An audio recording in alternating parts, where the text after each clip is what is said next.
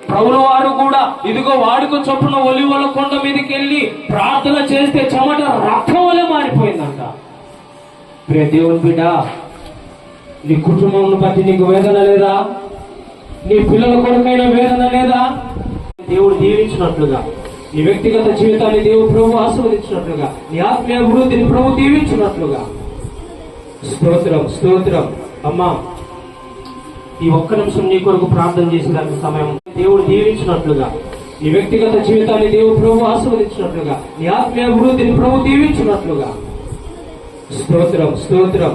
అమ్మా, ఈ ఒక్క నిమిషం నీ కొరకు ప్రార్థన చేసేదానికి సమయం. ప్రభుల వారు కూడా ఇదిగో వాడుక చొప్పున ఒలివల కొండ మీదకి వెళ్ళి ప్రార్థన చేస్తే చెమట రక్తం వలె మారిపోయిందంట.